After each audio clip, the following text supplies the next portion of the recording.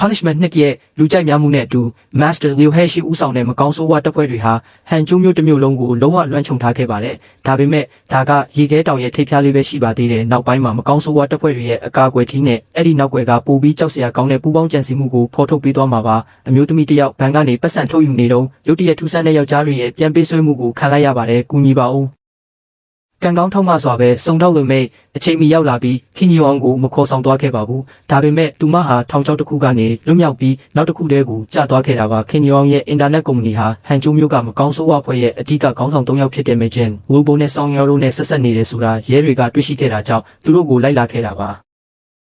ခင်းညောင်ဟာဆောင်းဟဲလ်နဲ့မရေမရာဆက်ဆံရေးရှိတာကြောင့်ရဲတွေကမန်ဂျင်နဲ့တခြားသူတွေရဲ့ရာဇဝတ်မှုတွေရဲ့အထောက်အထားရှိမရှိစစ်ဆေးဖို့သူမကိုခေါ်ဆောင်သွားခဲ့ပါတယ်ခင်းညောင်ကတော့တိတ်ဆိတ်နေခဲ့ပါတယ်ဒါပေမဲ့ခင်းညောင်ကလူတွေကိုဆွဲဆောင်ရမှာအကောင်းဆုံးပါပဲမိန်းကလေးတစ်ယောက်အနေနဲ့အပြင်မှာအလုပ်ကြိုးစားလုပ်ရတာမလွယ်ကူပါဘူးအိမ်မှာလည်းအဖေတစ်ယောက်နဲ့ညီငယ်တစ်ယောက်ရှိပါတယ်မိသားစုကိုမထိခိုက်စေရန်အတွက်ခင်းညောင်ကခဏတာတိုးဆုံနေပြီးနောက်အမှန်တိုင်းပြောရန်ရွေးချယ်ခဲ့သည်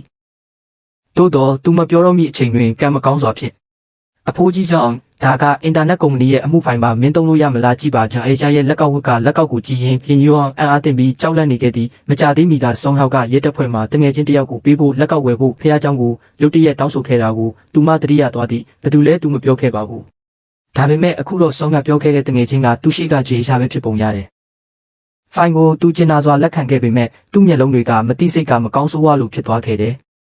သူ့ရဲ့အင်ဂျီလက်တွေကိုစုပ်ကင်ထားတဲ့အမူအရာကသတိပေးချက်တစ်ခုလိုပါပဲအဲ့ဒီအကြည့်တစ်ချက်နဲ့ခင်ယောအောင်ကသူမအမှန်တိုင်းပြောရင်ဘလို့အကျိုးဆက်တွေကြုံတွေ့ရမလဲဆိုတာခံမှန်းမိလိုက်တယ်ဒါကြောင့်နောက်ဆက်တွဲစစ်ဆေးမင်းမြတ်မှုတွေတွင်မှာသူမကမင်းမေးခဲ့တဲ့လူတွေထဲကဘသူ့ကိုမှငါမသိဘူးမင်းမှာတက်တည်ထောက်ထားရှိရင်အခုငါ့ကိုဖမ်းလို့ရတယ်မရှိရင်ငါပြီးခဲ့တဲ့2ရက်လုံးအလုပ်ရှုပ်နေခဲ့တာပဲလို့ပြောခဲ့ပါတယ်ချန်ယူဟုံရဲ့ထူးခြားတဲ့အပြုအမူကချင်းဖန်းကိုစဝေးစဝါဖြစ်စေခဲ့ပါတယ်သူမဘာတွေဝတ်ထားလဲဆိုတာသူနားမလည်ပါဘူးချန်ယူဟုံတိတ်ဆိတ်နေတဲ့၍သူမတိတ်ဆိတ်နေမှာမဟုတ်ဘူးလို့ထင်ခဲ့ပေမဲ့မကောင်းဆိုးဝါးအင်အားစုတွေကိုတော့ရှော့တွက်မိခဲ့ပါတယ်တရင်ကိုကြားပြီးနောက်လောင်ဘိုကချန်ယူဟုံရဲ့မိသားစုတစ်ခုလုံးကိုတတ်ဖို့ချက်ချင်းဆုံးဖြတ်ခဲ့ပါတယ်ကံကောင်းထောက်မှစွာပဲချန်ဖုံးကဒါကိုကြိုတင်ခံမှန်းထားပြီးချန်ယူဟုံရဲ့အိမ်သားမှာသူရှိုးရီထားခဲ့ပါတယ်တန်းစီပါမရွှေ့နဲ့ငါ့ကိုလှုပ်ငါသားကိုလှုပ်မရွှေ့နဲ့ဒါပေမဲ့မာဂျင်ရဲ့ရက်ဆက်ကြမ်းကြုတ်မှုကဒီထက်ပိုပြီးကျဲပြန့်သွားပါတယ်ချန်ယူဟုံကဆောင်းဟောင်းနဲ့ဖောက်ပြန်နေတယ်ဆိုတာသူသိပါတယ်ဒါကြောင့်သူ့အတွက်အလုပ်လုပ်နေပေမဲ့မာဂျင်ကသူ့လူတွေကိုသူမရဲ့တည်နေရာအကြောင်းစစ်ဆေးမင်းမြန်ခိုင်းမှာပါညှဉ်းပန်းနှိပ်စက်မှုဟာမခံမရနိုင်ဆုံးစစ်ဆေးမင်းမြန်မှုပုံစံနဲ့လူတစ်ယောက်ရဲ့ဆန္ဒကိုချိုးဖောက်ဖို့အကောင်းဆုံးနည်းလမ်းပါပဲသူ့အသက်ကိုကယ်တင်ဖို့အတွက်ဆောင်းဟောင်းဟာချန်ယူဟုံရဲ့တည်နေရာအကြောင်းအမှန်တိုင်းပြောပြဖို့ပဲရွေးချယ်စရာရှိခဲ့တယ်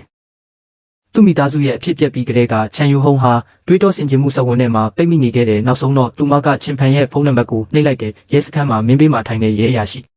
သူ့မှာပြဿနာတစ်ခုရှိတယ်အခုတော့ချင်ဖန်ဟာသူ့လူတွေထဲမှာမှက်တကောင်ရှိတယ်ဆိုတာနောက်ဆုံးတော့သဘောပေါက်သွားတယ်ဒါပေမဲ့ရဲစခန်းမှာမှက်တလုံးထပ်ပို့ပြီးရှိနေလိမ့်မယ်လို့သူဘယ်တော့မှမမျှော်လင့်ခဲ့ဘူး